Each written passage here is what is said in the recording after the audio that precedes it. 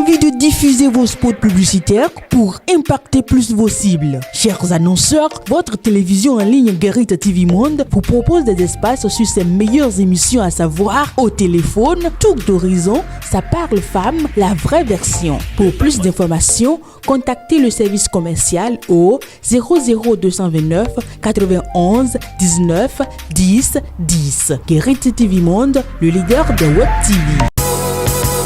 Les grandes contradictions. Les grandes contradictions, une émission de décryptage de l'actualité nationale et internationale avec Shamsdine Badaro, Gaspard Adjamossi et Achille Wusso. Les grandes contradictions, c'est tous les vendredis sur Guérite TV Monde. Un nouveau numéro de votre émission, Les grandes contradictions, sur Guérite TV Monde, tournée gouvernementale d'explications sur la cherté de la vie. Le PRD n'a pas peur de 10%.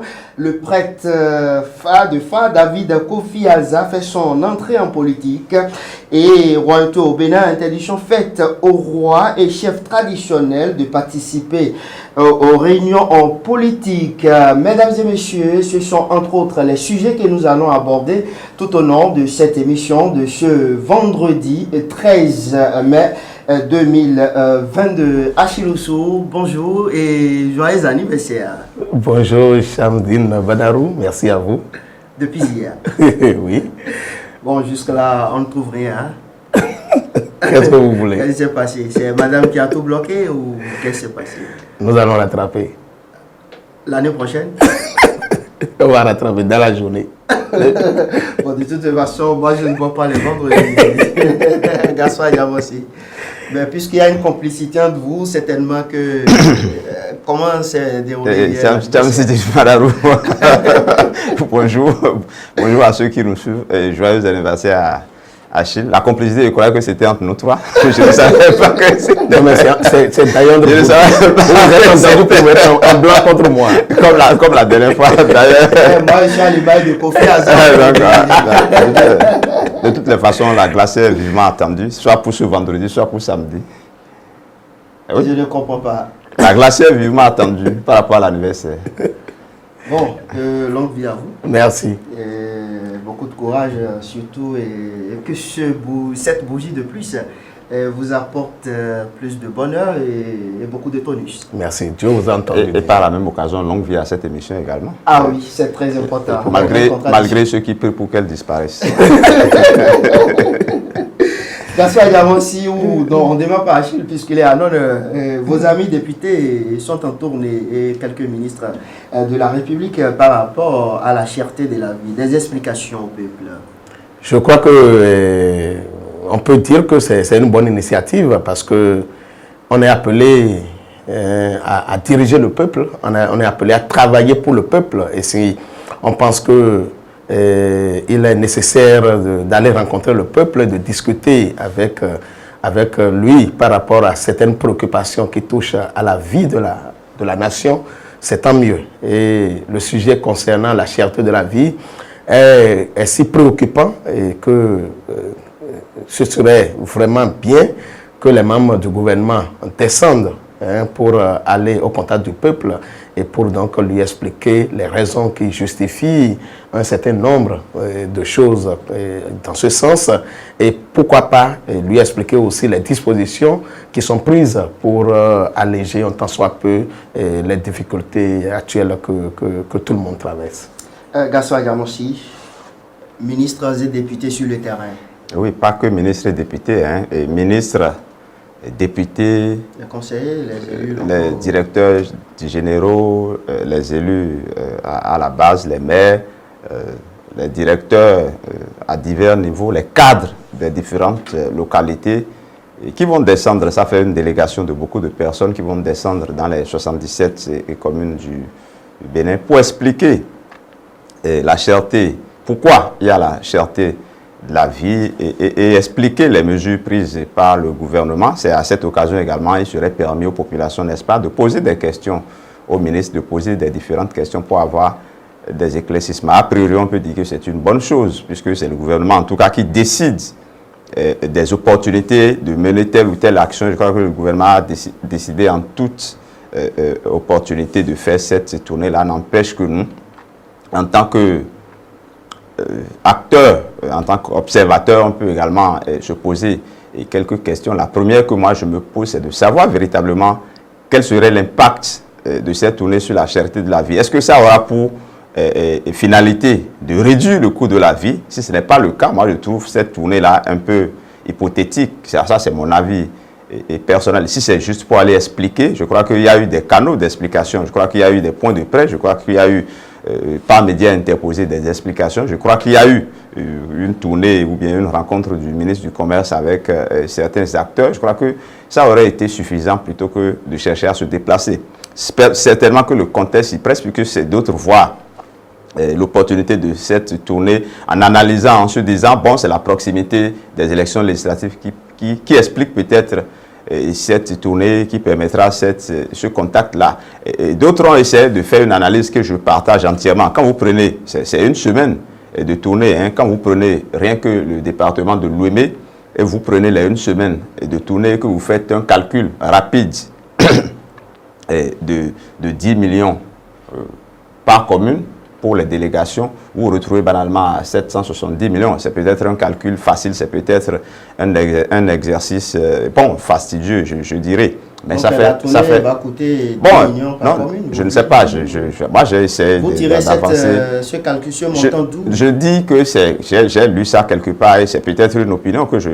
Vous pouvez me dire ce que peut coûter environ cette tournée-là, parce que écoutez, dans une commune, avec les réservoirs et autres, il faut donner des primes aux oui, gens, bon, moi je pense que ça peut permettre d'agir plus efficacement sur la cherté de la vie, et surtout que nous avons constaté qu'il y a des commerçants indélicats qui refusent pratiquement d'appliquer les mesures prises par le gouvernement. Moi je pense qu'il vaut mieux faire une tournée, je dirais pas marathon, mais une tournée où on va aller vers ces commerçants-là, si possible. Les sensibiliser.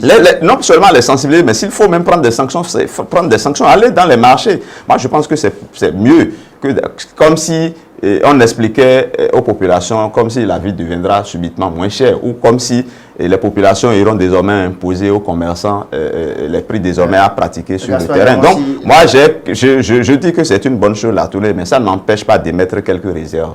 À part ces réserves, est-ce qu'on peut parler de la face cachée de cette tournée, c'est-à-dire par rapport aux échéances électorales à venir en janvier prochain?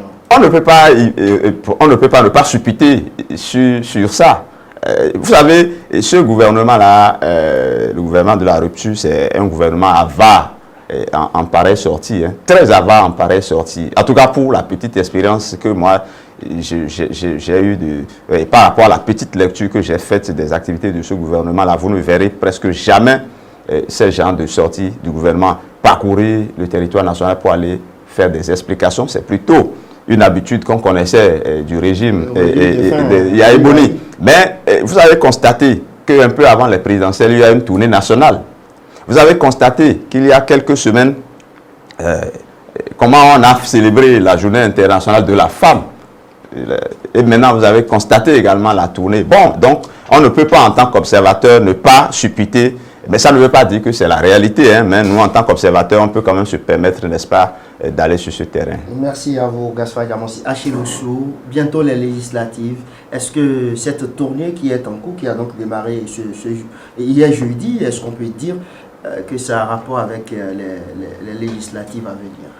Et on ne reprocherait rien au gouvernement, aux ministres, aux députés qui auront cette occasion ou cette chance-là peut-être de profiter hein, pour impacter peut-être un peu plus la population par rapport à cette tournée d'explication.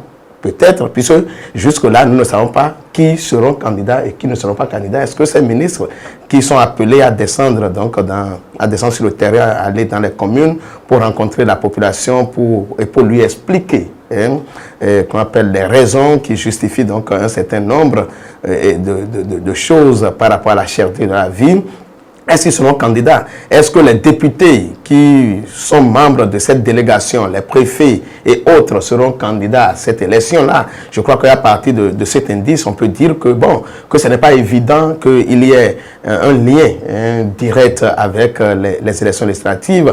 Mais écoutez, puisque nous sommes sur un terrain politique, on peut quand même pas empêcher de supputer, comme l'a dit tout à l'heure Gaspard Diamonsi. Et bon, en tout cas, ce qui est sûr, c'est l'approche qui sera adoptée pendant cette tournée-là, et qu'on appelle les mots ou le message, j'allais dire, qui sera choisi pour être porté à la population dans ce cadre-là, qui peut-être fera dire que il s'agit donc d'anticiper, il s'agit d'une anticipation sur les élections, ou que le gouvernement est dans une démarche sincère donc d'explication pour un temps soit peu montrer au peuple qu'il est quand même qu'on appelle sensible à cette difficulté du moment, et qu'il travaille véritablement à lui diminuer les peines.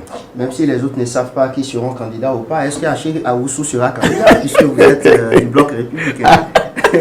Au moins vous pouvez déjà nous dire votre souhait. Heureusement que je ne fais pas partie de la délégation qui tourne pour aller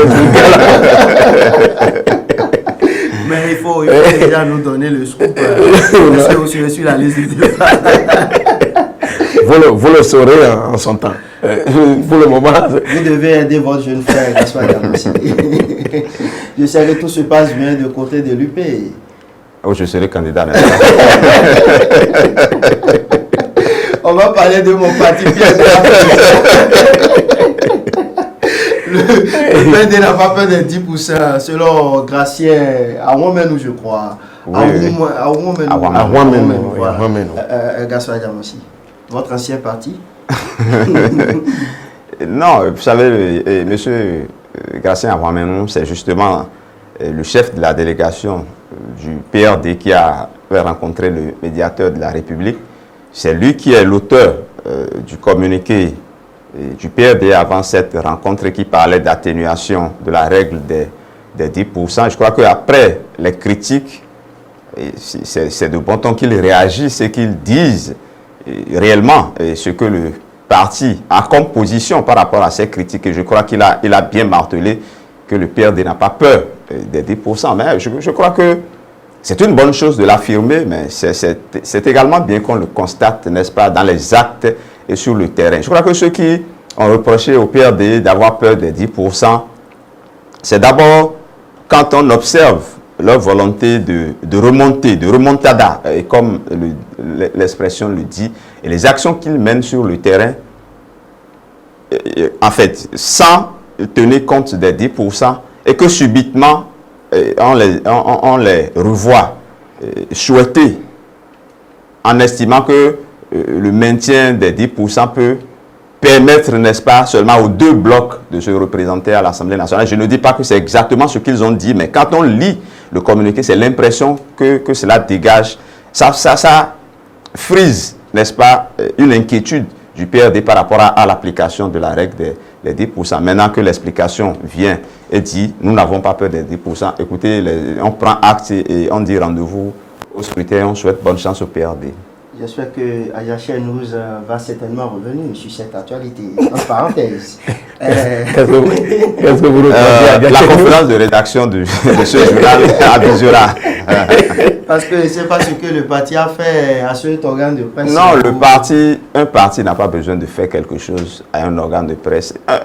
La fonction même d'un journaliste, d'un homme des médias, c'est d'analyser, de mettre le doigt sur un certain nombre d'aspects. Et quand on fait ressortir ces aspects-là... Quand le communiqué est clair, il faut toujours... Non, écoutez, chacun a sa lecture des faits. Hein, donc, la preuve, les gens ont dit que le PRD a peur de 10%. Le PRD a dit je n'ai pas peur de 10%. Mais c'est les faits qui démontreront finalement qui a raison, ceux qui disent qui a eu peur, ceux qui disent qui n'a pas eu peur. De toute façon, selon Michel Baron, le PRD sera au Parlement en 2023. On prend acte. Et notre souhait aussi, c'est de le voir au Parlement, pourquoi pas. Achille Oussou, Gracien Awamenu parle de 10%. Oui, mais Gracien Awamenu est revenu sur l'actualité et puisque la sortie du PRD, en fait la rencontre du PRD avec le médiateur de la République a laissé croire qu'il y a une peur qui anime les responsables du parti par rapport à ce principe de 10%. Et ce serait tant mieux et que les responsables du PRD reviennent au devant de la scène pour expliquer que le PRD n'a pas peur donc d'affronter les prochaines élections électorales et de se faire représenter à l'Assemblée nationale. Ce serait tant mieux, pourvu que ce que M. Ahmamenou est venu dire ne soit pas un courage indien. C'est ça, c'est la peur que cela ne soit pas un courage indien. Pourquoi? Parce que le PRD a déjà fait l'expérience d'une élection. Et c'est la plus proche, en fait, c'est l'élection de proximité. C'est-à-dire, c'est l'élection de test. Je veux parler des communales. Je veux parler des communales. C'est l'élection test qui devait permettre donc de savoir est-ce que le PRD avait encore solidement en place ses bases. Parce que c'est... Ça a été prouvé quand même dans le département, dans le fief traditionnel du parti. Il ne s'agit pas du département. Désormais, je vous informe que le parti est bien enraciné sur l'ensemble du territoire national. Bon, mais écoutez, le parti enraciné sur l'ensemble du territoire national, je ne sais pas.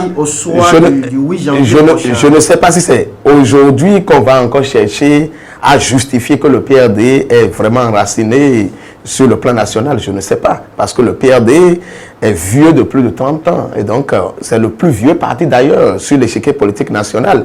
Et en tant que tel, je crois que ce serait donc une évidence que le PRD soit un parti d'envergure nationale. Mais ce que nous avons vu à travers les élections locales, les élections communales, j'allais dire, montre que le PRD a perdu suffisamment de terrain. Alors, est-ce que le projet de remontada, ce projet ambitieux que le PRD s'est donné, va lui permettre donc de se redonner. Pardon? Non, ce qui est sûr, comme vous l'avez dit, le 8 janvier au soir, nous aurons tous les instruments de valeur pour apprécier à sa juste valeur. Donc, si le PRD, entre-temps, a retrouvé vraiment ses gloires d'antan. Oui, juste quelques mots. Le PRD a perdu du terrain. Ça, c'est une évidence, puisque le PRD même l'admet à travers la formule, la remontada. Ça veut dire que nous sommes en bas et que nous voulons remonter. Dit déjà que le parti même est confirmé que... Non, c'est une confirmation le parti n'a jamais confirmé. C'est une confirmation, même si c'est indirect, qu'entre-temps, le parti a chuté et qu'ils veulent remonter. Et je crois qu'ils se donnent les armes pour remonter. Ils ratissent l'âge. Il y a beaucoup d'activités sur le terrain. Et je crois le week-end dernier, notre frère ami était à Dambo. C'est qui votre frère? Maxime à Gossouvet, il a essayé de ratisser là. Je crois qu'il a fait une démonstration de force. Ailleurs, à Adjara également, il y a eu des activités. Dans le premier arrondissement de Porto-Novo, il y a eu des activités. Donc, le parti travaille sur le terrain. Le parti essaie. Mais aujourd'hui, c'est qu'il y a une barre. Et si vous n'atteignez pas cette barre, vous ne participerez pas à la distribution des sièges. Je crois que c'est la peur que cette barre-là inocule à chacun des partis qui entrent en compétition, qui peut-être essaie de dire est-ce que le PRD va véritablement remonter, parce qu'il ne s'agit plus d'être un parti de fief, il s'agit d'être véritablement un parti national pour prétendre, n'est-ce pas, parce que les 10%, il faut les avoir au niveau national avant maintenant de prétendre à ce que le partage, la répartition des sièges se fasse au niveau des circonscriptions. Je crois que c'est ce qui fait peur. Puisqu'on parle de qu'est-ce qui fait peur, c'est cette histoire de 10%, c'est ça? Oui, mais c'est cette barre-là. Ça fait peur et pendant ce temps, on se demande si Kofi Azar est vraiment dans le pays. Parce qu'on parle de 10%, et désolé, les membres de Moël Bénin désormais. Kofi Azar. Non, ma première réaction en adhérant à Moël Bénin, il ne vous a pas dit qu'il veut être élu quelque part. Il veut faire les choses vraiment politique. Il peut choisir d'être le chargé du phare du parti. Ce qui est sûr que... Pour une consultation, voilà.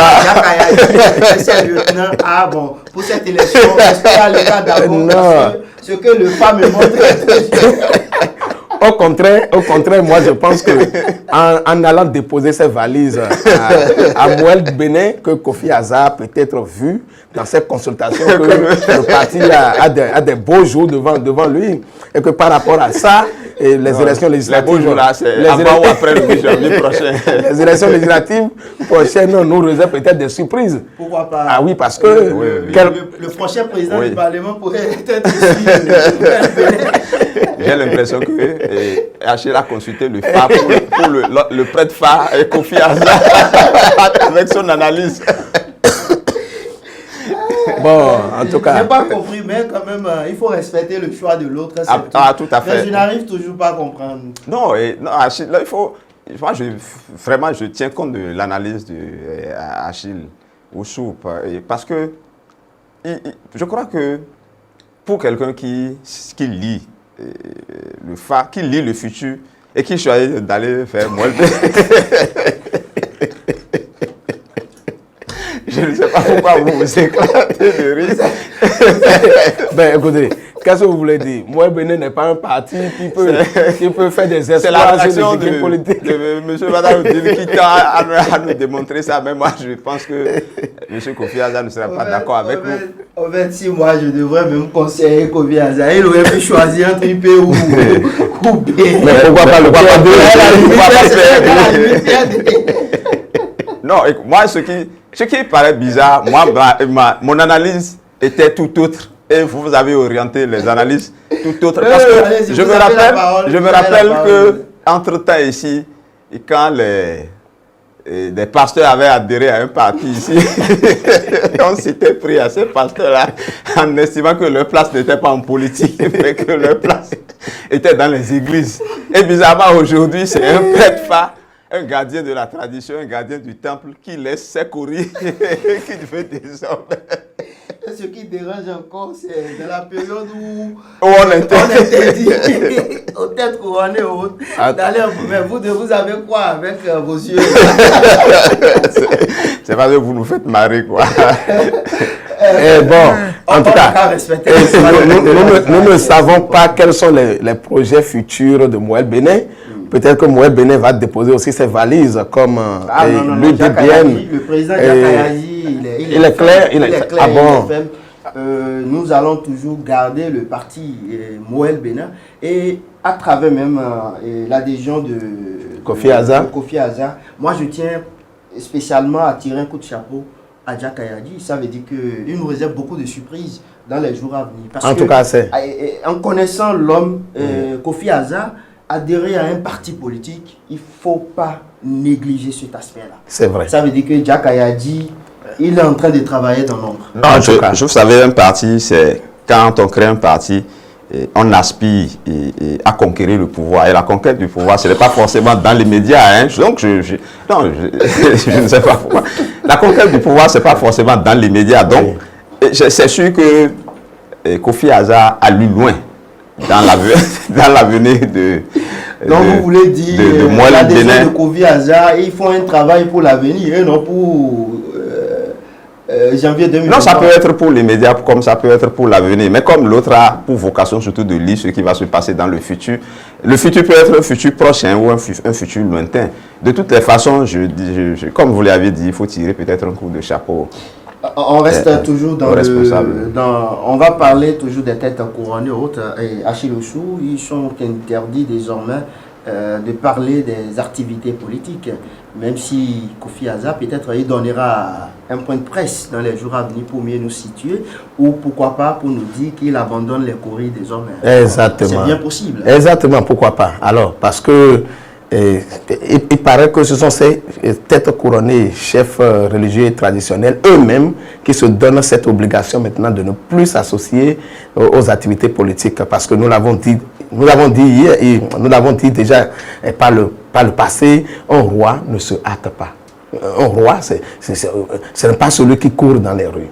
Donc, nous avons, quand ce mouvement... des dispositions pour envoyer des sapeurs-pompiers dans des couvents, parce que certaines têtes couronnées ne parlent plus politique, j'imagine ce qui va se passer. Non, en fait, est-ce qu'ils ont besoin... Il y a d'autres qui ont le boulot. Est-ce qu'ils ont même besoin de sortir, d'aller parler pour se faire désirer? Et je crois qu'ils n'en ont pas besoin.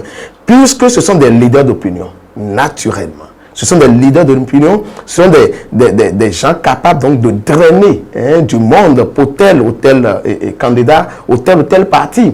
Même s'ils restent chez eux, ils sont efficaces. Ils n'ont pas besoin donc de descendre dans les rues. Le mouvement a commencé sur Boni Yayi, et de côté, on n'a rien compris. Les gens ont commencé par sortir pour marcher dans les rues de Cotonou pour soutenir le président et son programme d'action. Mais écoutez, ils prenaient beaucoup de choses. Ils étaient à 100 millions. Non, mais ce n'est pas ce qu'ils prennent ce n'est pas ce qu'ils prennent qui... En fait, ils ont dévalorisé la fonction. Parce que cette fonction, qu'elle soit traditionnelle ou pas, est d'une valeur primordiale, est d'une valeur importante. Si importante que, en fait, on a besoin d'eux dans ce rôle-là, qu'ils ont fini donc par comprendre et par s'imposer maintenant, le rôle de médiateur. Le rôle de médiateur. Ils devaient donc rester au palais, recevoir tout le monde et peut-être essayer par leur ministre et leurs collaborateurs de donner les consignes de vote. C'est vrai qu'on ne peut pas les empêcher d'activité politique, mais on voudrait quand même qu'en le faisant, qu'ils ne montrent pas qu'ils sont pour X ou qu'ils sont pour Y. Merci Achillosou. Ces rois étaient à 100 millions de francs CFA sous Boni Yayi par an, selon le roi Signon, lors d'une émission spéciale sur Guéri TV Monde. Gaspard Diamossi, Boni Yayi était tellement généreux aujourd'hui, et sous Patrice Canon, et les rois même décident de mettre fin à cette sortie politique.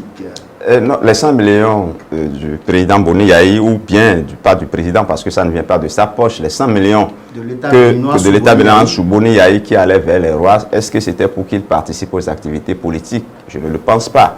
C'était une pension alimentaire. Je crois que c'était une subvention pour les rois et chefs traditionnels là et autres. Je crois que là, c'est les sous qui allaient vers les couvents qui étaient redistribués un peu partout. Ça, ce n'est pas un problème, on peut se décider. Les syndicats ont des subventions. Si les rois ont des subventions, le problème ne se pose pas. La presse aussi a des subventions, même si ça ne tombe plus, soit dit en passant. Donc, et aujourd'hui, je crois que pas plus tard qu'au Conseil des ministres de ce mercredi, il y a eu la transmission, enfin, il y a eu une ébauche de projet de loi par rapport au statut de la chefferie traditionnelle. Je crois que à la fin de cette initiative-là, ne serait pas étonné que quelque chose soit voté et pour la chefferie traditionnelle, puisqu'ils auront désormais un statut. Mais par ailleurs, en entendant, c'est plutôt le Conseil des rois du Bénin qui a décidé de l'interdiction, désormais de l'interdiction des activités politiques aux rois et autres là. Mais est-ce qu'aujourd'hui, tous les rois et chefs traditionnels du Bénin appartiennent à ce conseil? Si je ne me trompe, il y a plusieurs pôles de direction au niveau aujourd'hui de la royauté, de la chefferie traditionnelle. Donc, je ne suis pas sûr que oui, et je ne suis pas absolument. Nous allons aborder très prochainement. Et je ne suis pas sûr que cette décision-là puisse s'imposer à tous les rois et tous les chefs traditionnels. De toutes les façons, moi, le seul paramètre que j'ai pour l'instant pour voir un peu si cette décision-là a eu un début d'application, c'est la tournée gouvernementale qui a démarré là. Bon, mais je ne sais pas si on peut appeler ça une tournée politique. On peut, bien entendu. Si aujourd'hui, moi je ferai, je n'étais pas une activité le jeudi, mais je verrai d'ici le week-end si des rois se sont présentés à ces rencontres-là. Et parce qu'aujourd'hui, non, qu'on le veuille ou non, parce que c'est pour ça que tout à l'heure, quand on disait, non, de toutes les façons, les ministres, les députés, on ne sait pas s'ils seront candidats pour les législatives. Moi, c'est une analyse qui est réelle. Mais écoutez, tous ceux-là rentreront en campagne. Ils rentreront en campagne pour quel camp? Tous ceux dont vous parlez là, les ministres, les cadres, les députés qui sont en tournée là, ils seront en campagne pour quel camp? Ce n'est pas pour l'opposition que je sache. Donc, même si on dit cette tournée est une tournée gouvernementale d'explication, on ne peut pas occulter l'aspect où les explications là s'attardent à amener l'opinion à comprendre quelque chose, à comprendre que ce gouvernement fait du bien, à donner du crédit à ce gouvernement. Et le crédit là, ça servira à quoi? Ça peut servir pour les élections qui arrivent. Donc si... Alors, non, mais en fait... Donc je dis, oui. On va voir bientôt si les rois là seront...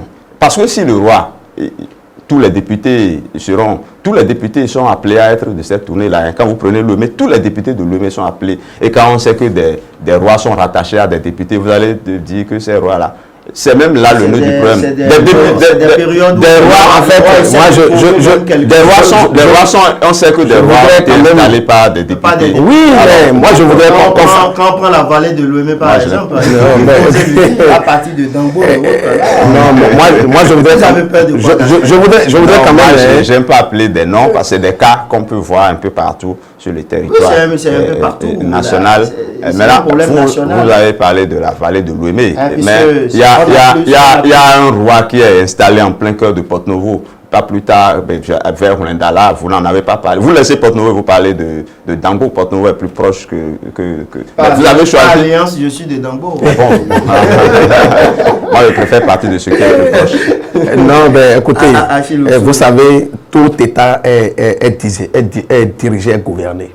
Et en tant que tel, lorsque l'exécutif appelle, on doit répondre à son appel. Et je crois que l'activité du gouvernement, je voudrais qu'on ne la situe pas d'office sur le plan politique, et que c'est de bon ton quand même que lorsque c'est peut-être une obligation de reddition de comptes ou une obligation donc d'aller rencontrer le peuple pour discuter. C'est un acteur politique qui parle, c'est un analyste.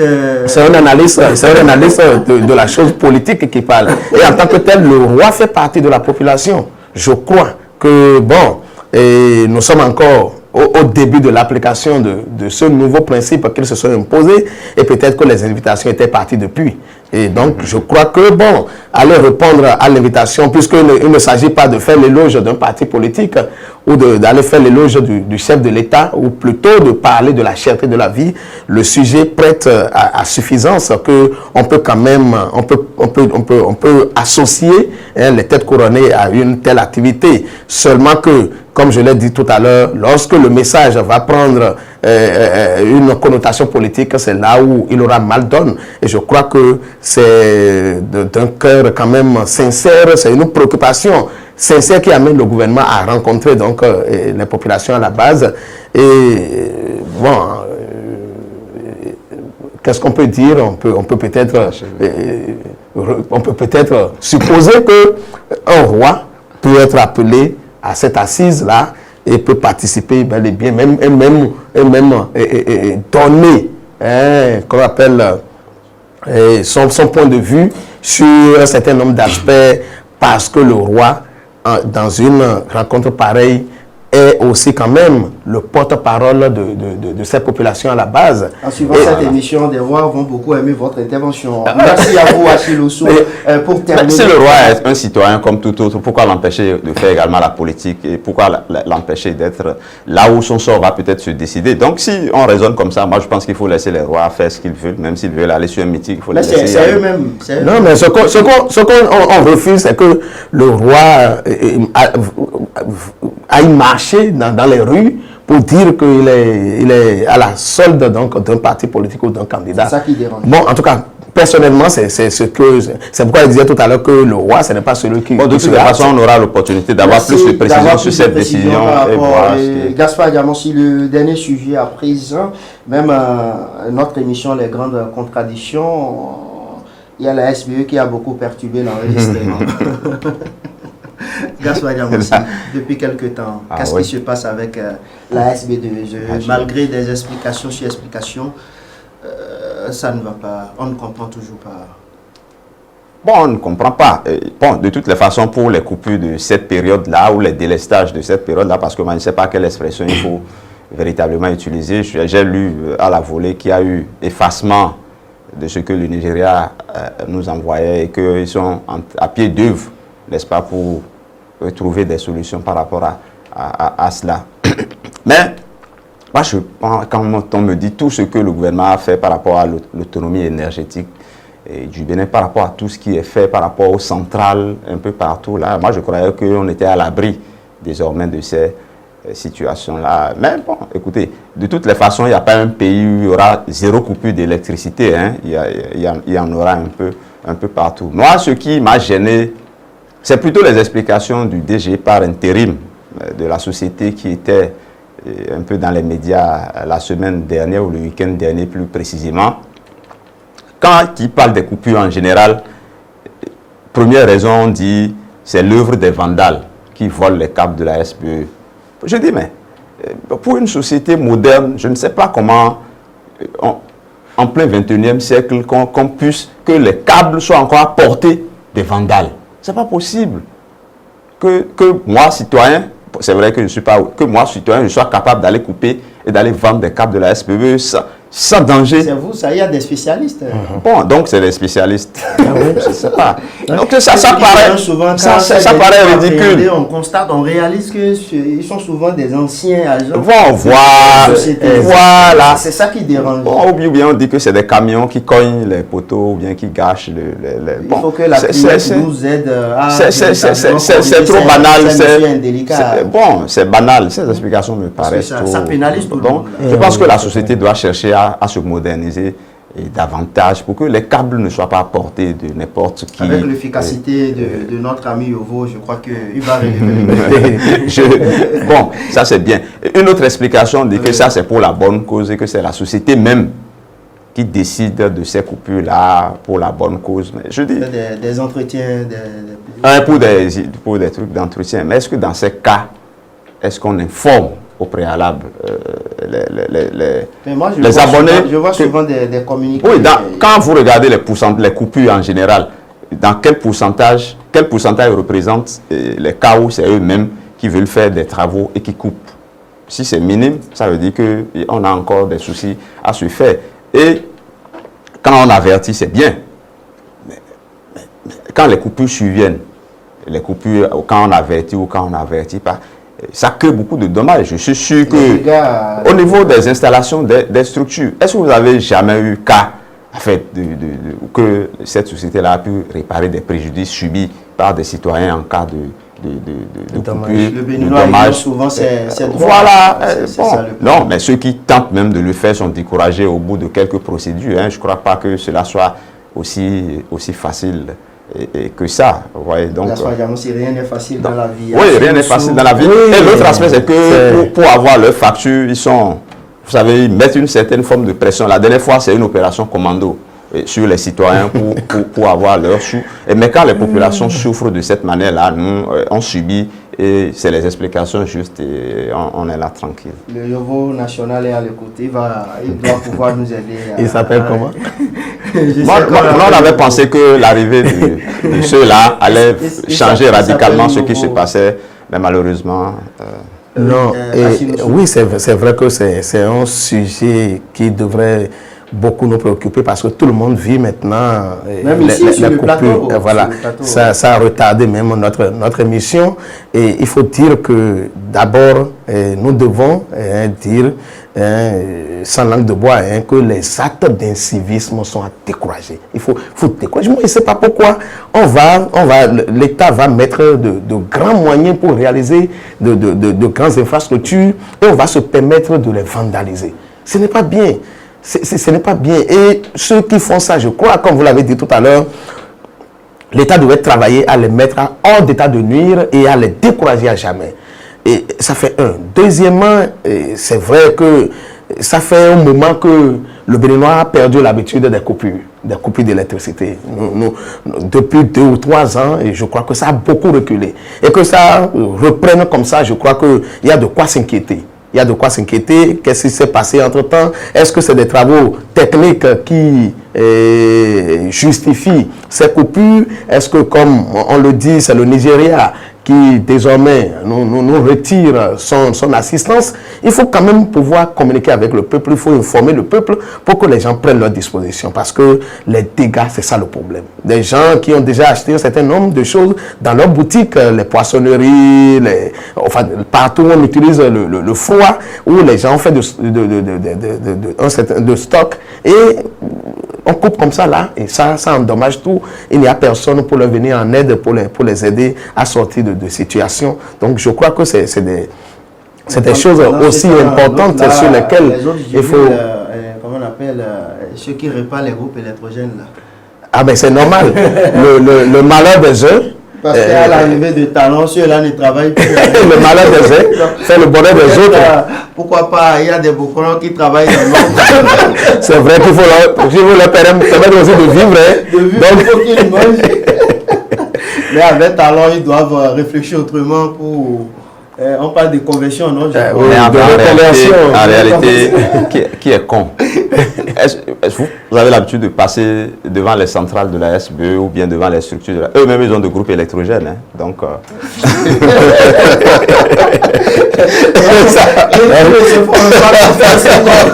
Ils ne font pas confiance. Si la SBE elle-même se permet d'avoir des groupes électrogènes, ce n'est pas nous les particuliers qui allons nous permettre donc de faire confiance totalement à la SBE. Donc, alors, il faut que j'ai jamais pensé à ça. Alors les gars, c'est terminé pour ce vendredi 13 mai 2022. D'abord un message de Madame Oussou. Le message dit quoi? Elle me demande de vous souhaiter un nouveau joyeux anniversaire. Merci à vous, madame. Un message de vous dire également les soirs, un message spécialement de les téléspectateurs. Merci, madame, mais vous n'avez pas trouvé le bon commissionnaire. Un message de vous dire de revenir souvent tôt à la maison les soirs. Vous avez certainement un autre message de madame pour lui. Non, je ne pense pas. Le message est passé déjà. C'est à l'acquis de droit. Donc, ce n'est pas pour les téléspectateurs. Merci à madame qui facilite la tâche souvent à notre frère. Parce que ce que nous exerçons comme métier, ce n'est pas du tout facile. On quitte la maison avant 7 h, on rentre peut-être après 1 h du matin. Hein. Vraiment. Merci. Merci. Courage également aux époux des journalistes femmes. C'est pas facile, elles ne sont pas toujours... elles expliquent, mais les gens ne comprennent pas toujours. C'est vrai. Oui, c'est un métier exigeant, hein, ça il faut le dire. C'est extrêmement exigeant et c'est un métier qui ne nourrit pas en plus son homme. Donc... Vous voulez décourager des jeunes qui ont envie de faire comme vous, par exemple? Non, ils sont plutôt avertis. Mes propos ne sont pas à décourager. Qui sont au Bénin et qui sont les aînés disaient ça, ça ne nous a pas empêché de rentrer dans la profession aussi. Il y a des journalistes milliardaires au Bénin. Ah oui, en tout cas. Ce qui est sûr, non, la question que c'est le même métier qu'on a exercé pour qu'ils soient milliardaires. Ah oui? Mais autrement, certainement. C'est-à-dire? Pas de la même manière, je veux dire. Il y a beaucoup d'astuces dans beaucoup de métiers. Non, nous n'allons pas faire ce débat aujourd'hui. Les 30 minutes sont passées depuis.